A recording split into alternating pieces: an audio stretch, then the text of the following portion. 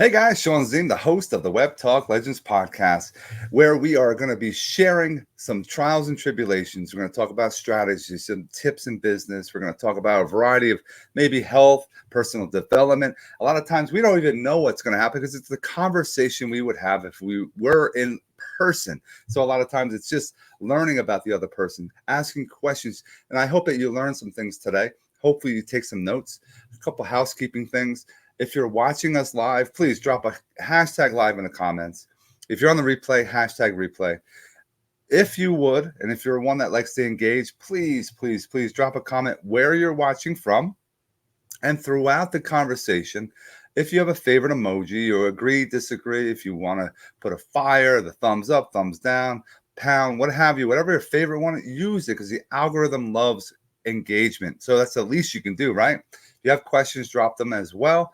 And don't forget at the end, like this video, share this video, and connect with my guest. I'm going to bring on my next guest, Christian Rodriguez. What's up, man? How are you? Hey, Shawn, how are you? Thanks so much for having me on the call today. Appreciate it. Man, this is great. I appreciate it. We had some great conversations on the phone. A lot of times people don't understand picking up the phone is one thing, but having the calls and video, we've done some stuff together on that. And then now we're going to do some value for our audiences out there. And we're hoping that those that are listening will actually take action and use some of the things we talk about today. So before we get into it, Christian, I always ask, who are you and what do you do? Well, my name's Christian Rodriguez. I'm from South Plainfield, New Jersey. I'm actually a registered representative with the Fortitude Investment Group. I specialize in tax-deferred strategies for clients and 1031 exchanges.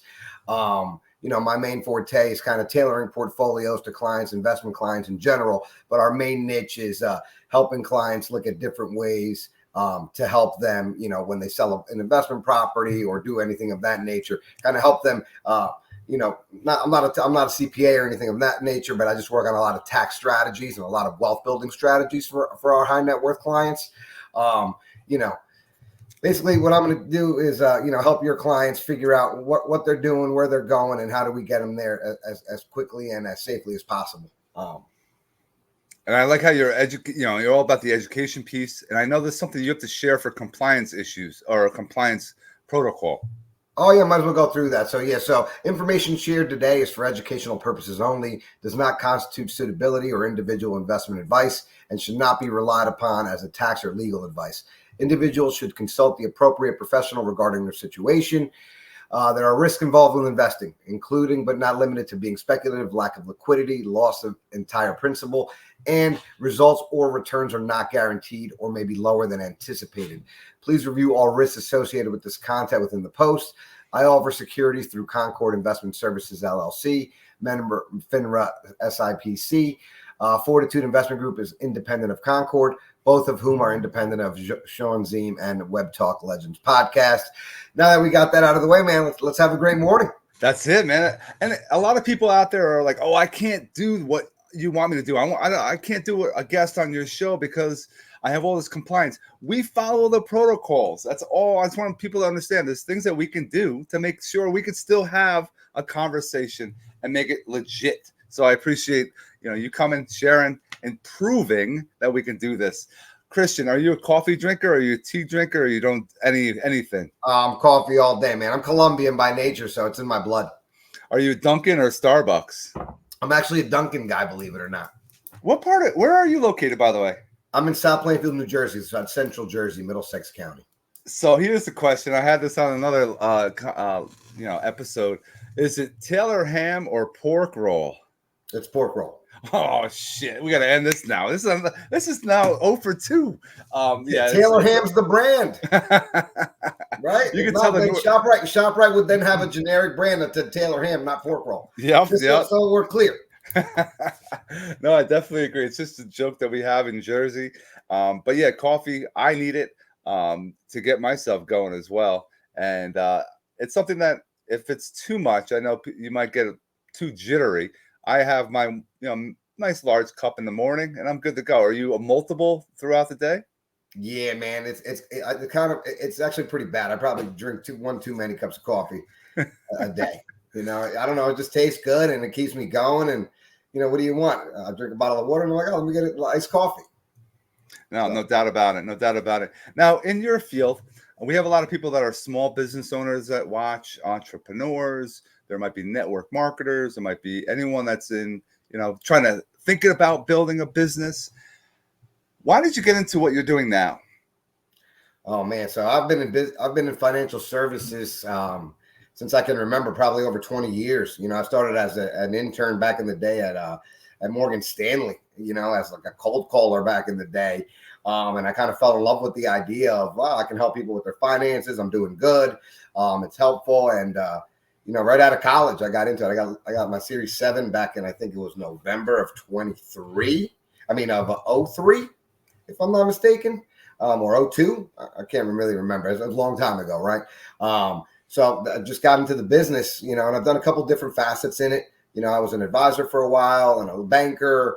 Then I was actually a wholesaler on the financial services side. And then a couple of years ago, I decided to come back to the registered representative side and kind of help clients with certain investment things, and kind of found a niche that I focus on that I thought was very interesting and kind of underserved. And that's kind of how I got into this business. Now, you said earlier cold calling, and that could be like a bad word for some people. And I think I call it a connection call. But cold calling is needed in a lot of businesses. It could be calling, it could be door knocking, it could be walking into a business. How did you deal with the rejection when you're doing those cold calls back in the day?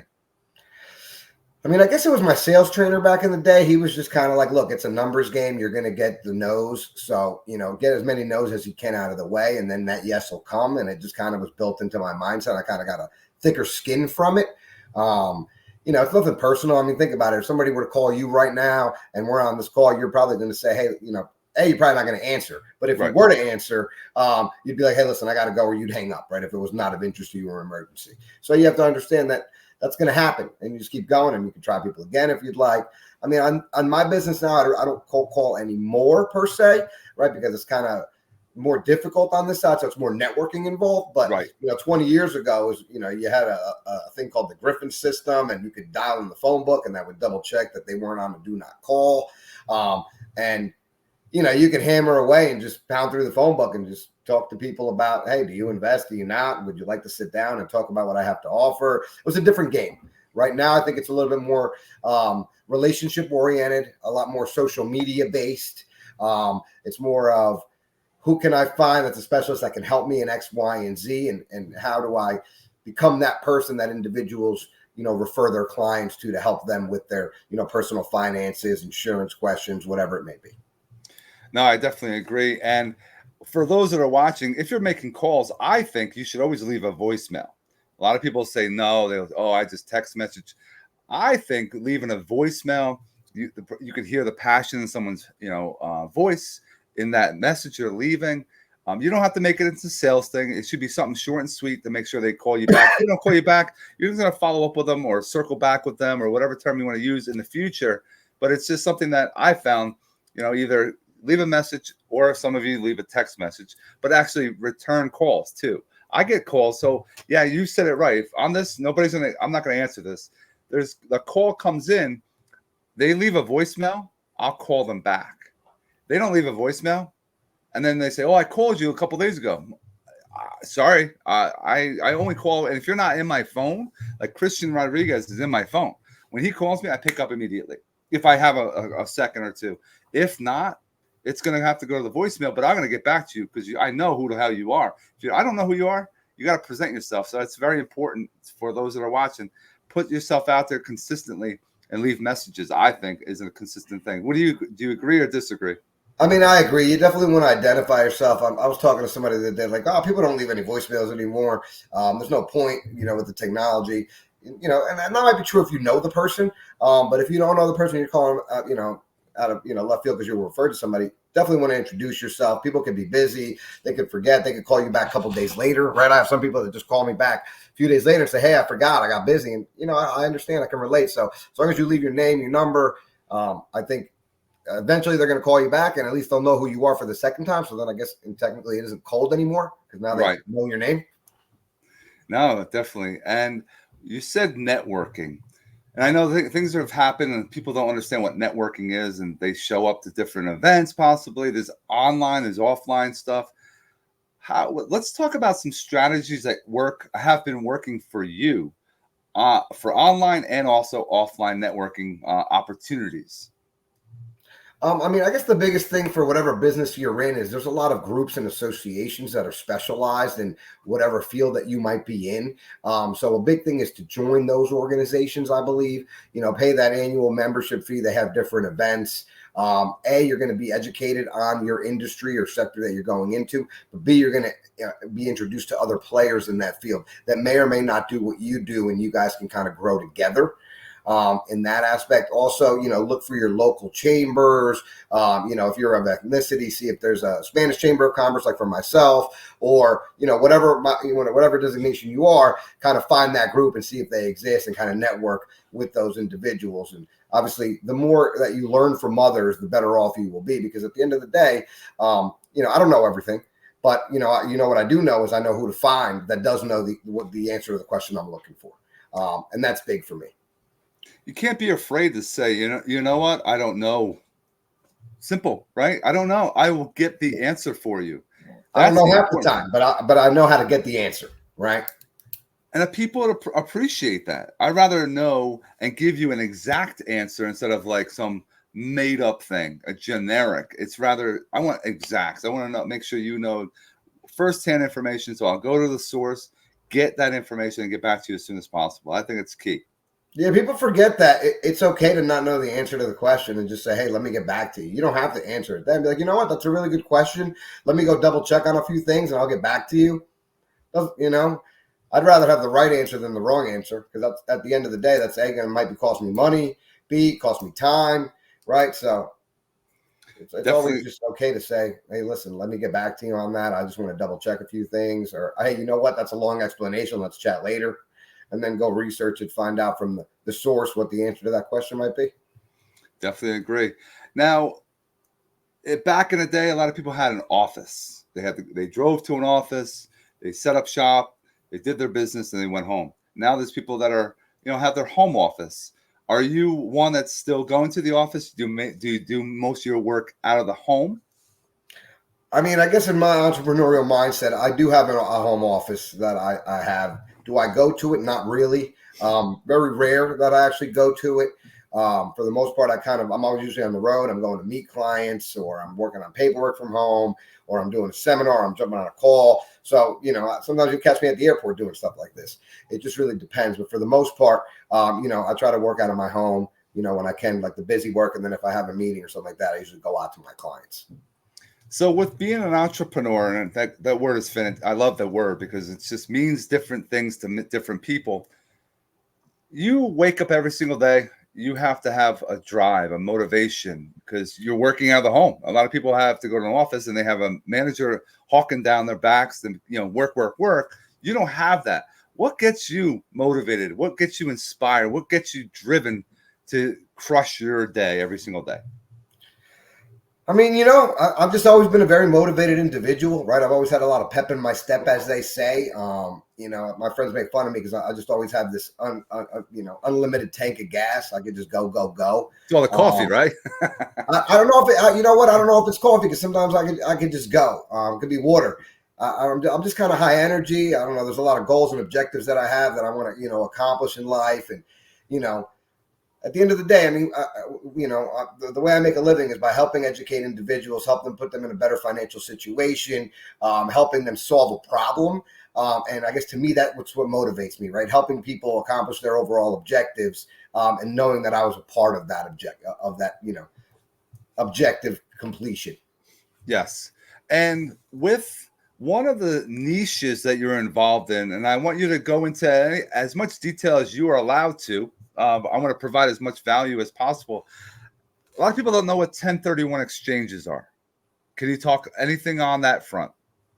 Sure. I mean, again, I'm not a CPA. I'm not here to give tax advice, but what I will do is I'll give you an educational short version on, the 1031 exchange. So with 1031 exchange allows you to sell an investment property, commercial building, a farm, whatever that may be, right? If you sell it, you're able to take advantage of tax code 1031 that says that you can take the proceeds of that, and as long as you buy something of equal or greater value, you will be able to defer capital gains. Right. So what that basically means is, let's say you own an investment property down the shore and you've been renting it out over the last couple of years, and now you're not going to go to the shore anymore.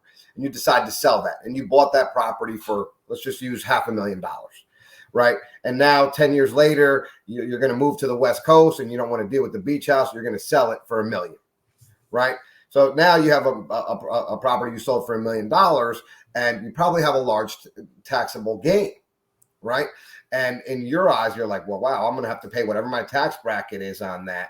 I'm going to pay the gain to Uncle Sam on that $1 million, or, your capital gain, whatever that may be, right? You're going to pay the taxes on it. With the 1031 process, you can say, hey, look, I'm going to take that same gain that I had here. I'm going to go buy another property on the West Coast, another beach house, and I'm going to do the same thing, rent it out. And now, as long as it's an equal or greater value, it's basically kind of going from one property to the other entity, and you're basically deferring your taxes at a later date.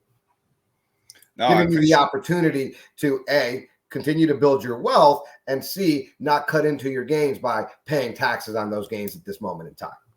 And that's kind of the short 30,000-foot view from above strategy. Yeah, and then this is something that a lot of real estate agents should know about. If they want to learn more and get more detail about it, you definitely have to reach out to you. Anyone that's an investor needs to know about this information. So if you're watching, you gotta definitely, if you're one that knows a realtor or an investor, you should be sharing this video so we can help more people. That's the goal. Why I do what I do is, yes, I'm in the insurance world of property and casualty, the auto and the home, the flood, small business owners, but I'm able to help others by providing that value. So again, if you find that value in this recording, you've got to definitely share it out. So I want to get back to personal development, and you talked about mindset. We talked about rejection. Did you have mentoring when you're younger? Do you have somebody, or did you do a lot of reading? How did you do your research or any of the learning you've done? I mean, have I had a mentor? Not specifically. I never had like a one individual mentor. I think I've kind of picked up different things from individuals that I saw, A, were successful, B, certain things that I liked. And that fit my personality, right? There's some people that I followed that, they might have done everything right, but I didn't agree with kind of what they did. So it kind of was, I kind of pick and choose what fits my personality and my way of doing business. And I've kind of developed that over the years from different individuals that, I've worked with that are maybe smarter than me, that are better salesmen than me. And you grab a little bit of piece from different people. Love it, man. Yeah, I definitely agree. I found people that I learn information from, call them a mentor, from, video marketing to, I learned about cryptocurrency from some people. It's just putting yourself out there and having an open mind allows you to learn and actually implement. A lot of people don't want to take action. They learn all this stuff. They go to workshops, they go to webinars, they go to podcasts and listen. And they're like, I wish I could.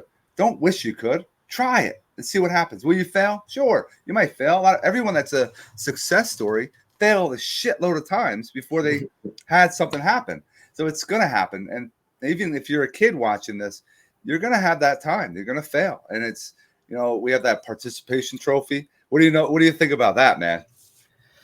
I mean, look, I guess it's good to build the ego of young minds, but at the end of the day, we didn't have that when we were kids, right? You either won or you lost.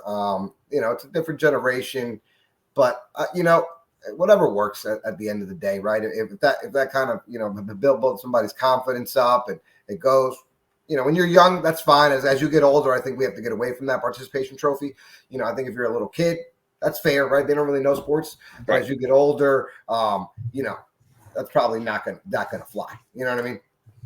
Now, when you get a participation trophy in high school for the state championship, it's not right. You're gonna lose. You're gonna cry. You're gonna be upset, and you're gonna deal with it, and you're gonna get over it. And hopefully, the next year you have another year, you can try it again. That's just what happens. Look at Michigan wins the national championship in football, and it took him many years, and he figured out, and they had a perfect season. So it's just plugging along, being consistent, learning about, reflecting on your past, etc. So it's key. Who were you like in high school? Were you into sports? Were you into the books, into the band? What were you? What was Christian Rodriguez then?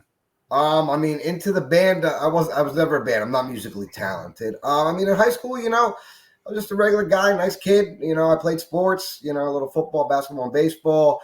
I went to Denellen High School, small school here in Central Jersey. I've known all the kids that I grew up with forever. We had a really small class. It was just part of the regular, Joe Schmoes in the high school.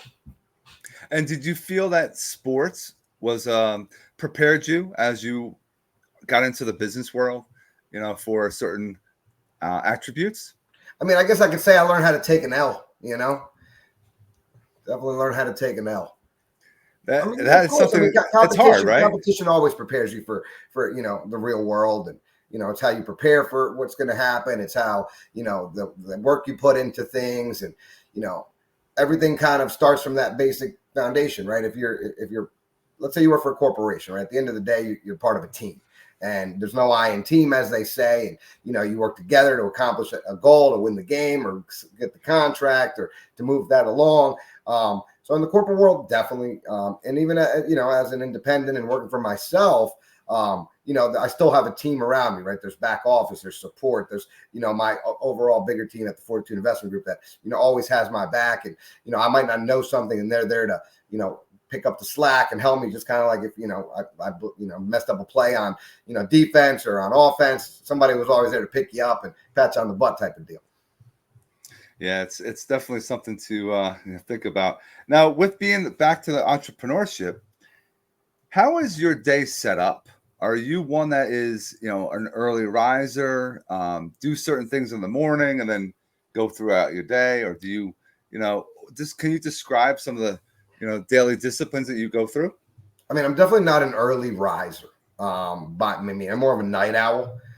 At least that's kind of what works for me. That's kind of, I'll be up late night working and things of that nature. But I mean, for me, I don't really have a set schedule because every day is different for me, right? It's, I try to tailor it as much as possible. I do time blocks. I don't know if you're a fan of that, where I block out time for certain things. I'll do an hour. Like after this call, I'm going to do an hour of planning for some client meetings that are coming up. And then I have a conference call. Then after that at 12:30, and then I'll do another hour of planning or setting up my week. For me, it's just time blocks on what's important to me and what needs to get done. And as those get checked off, I move along. But I don't have a set schedule because every day is different. Every week is different. Some weeks are more busy than others. So for me, I'm kind of more of a not as structured as other individuals, but I'm more of a get it done individual. I like the time blocking, and those that are parents could time block when to see their kids, because a lot of people, all they do is work. What they want to do is work, make all the money, but they're never around. So I think time blocking is key. So you're getting things done. Maybe you're making phone calls, you're doing a preparation for an appointments that are coming up.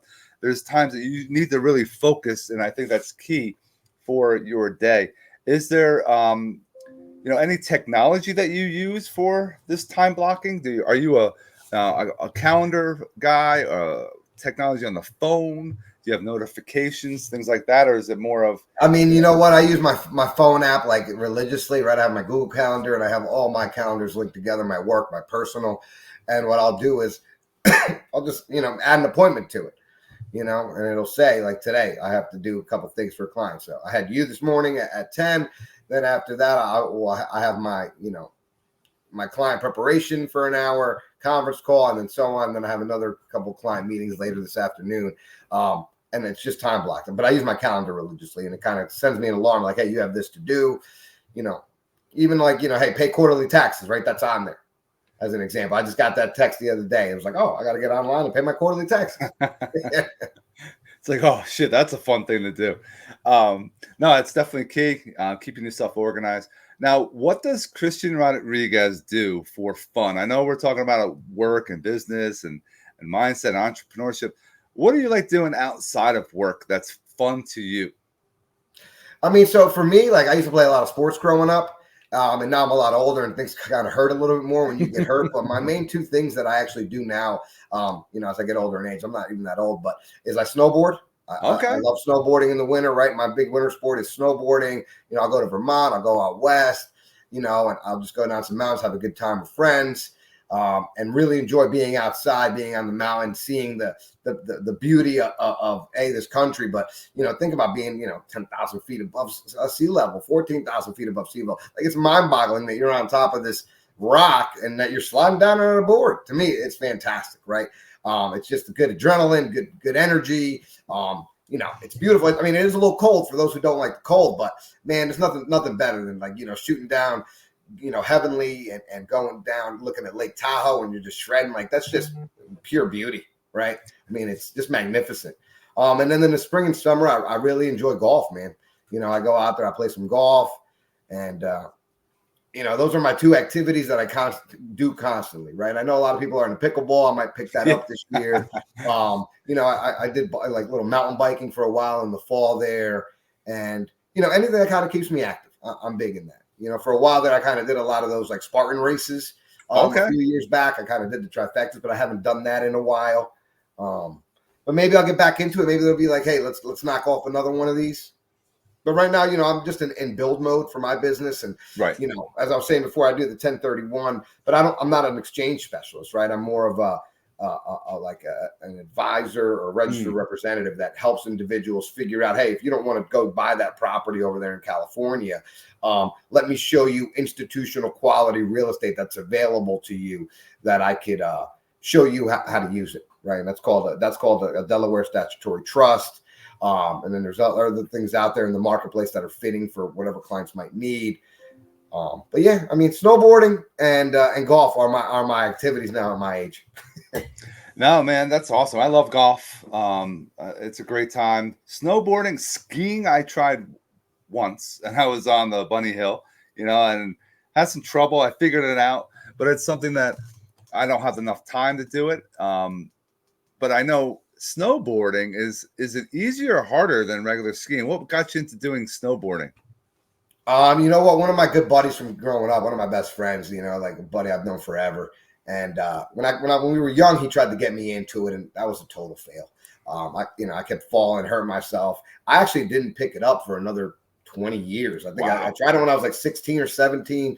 I hurt my behind really bad, and I was like, yeah, I'm not doing that again. And then probably like 10 years ago, maybe 8 years ago, I said, let's do it again. And then I just kind of really committed to it and tried, and fell a lot. And then, the next year I progressed a little bit better. The following year I progressed a little bit better, and I'm still getting better, right? It's not like I'm going to say here, I'm like, hey, I can go down anything. I'm not afraid anymore. And I guess the good thing about that, it was like, you keep trying and you keep improving, and every day you get a little bit better. And not only for snowboarding, but anything you do in life, right?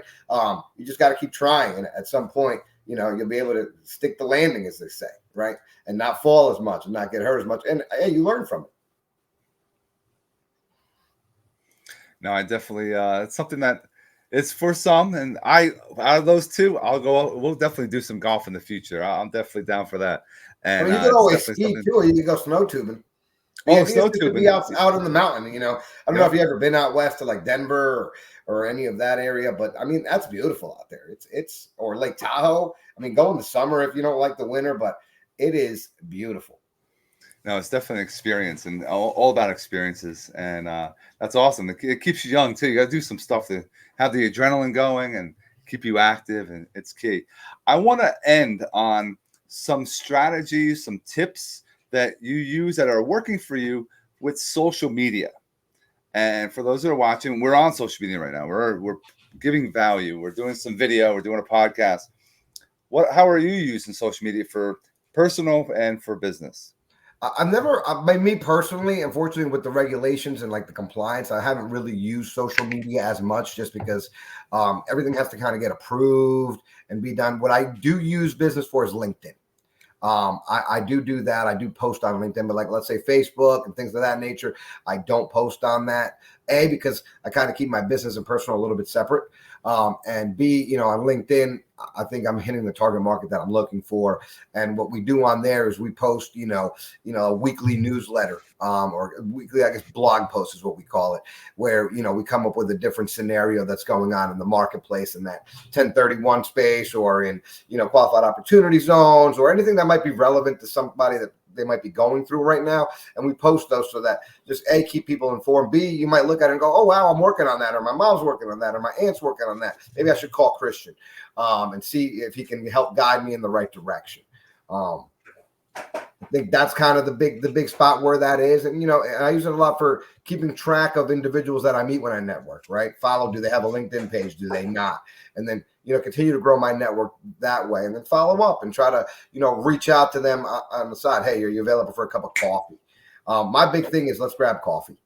You sit down, you grab a cup of coffee with somebody. A, I love coffee. B, what's the worst thing that could happen? I get to drink a cup of coffee and I learn from somebody else. Or I educate them on what they're doing. They educate me on what they're doing. And if there's an opportunity or synergy for me to refer business to them, or them refer to me, or maybe they're helping me with something, I think that's probably one of the best ways to be efficient with your time and kind of get through it. Because if it's not a good conversation, when coffee's over, you can leave. And if it's a really good conversation, we'll order another cup of coffee and keep it going. But I think it's people get away from that. You could even do it over the phone. Like, hey, let's meet for a cup of coffee and, buy them a Starbucks or something type of deal. Using a video call, I found, and I think it's what you're saying is correct. Instead of calling people, say, hey, can we have a video call? Can we have a StreamYard? Can we have a Zoom? Because now you see people. You're having more of a connection than a regular call and hearing a voice. So definitely some massive value in this episode. I appreciate Christian coming on today. And I appreciate everyone that's tuning in now. You might have to wait until this upload so you can get the whole beginning and throughout and the meat and the potatoes through our conversation. Christian, any final thoughts?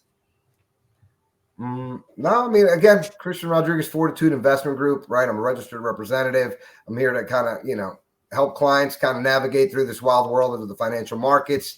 And if there's anything I can do to help you, even if it's just for, a question you might have, feel free to give me a call, or anyone I might be able to help, related to, or, whatever. You just want to talk, feel free to give me a call. I'd be glad to help. This was actually a lot of fun. And thanks for your time today, Shawn. I really appreciate you putting me on this, web talk. And hopefully it was a great call. Yeah, man. All your information, guys, that you can see for Christian Rodriguez is in the description. Reach out to him, connect with him, have a call, have a cup of coffee, play some golf, or do some snowboarding. Definitely a great guy. And we appreciate every single one of you. We hope you all have an awesome rest of your day.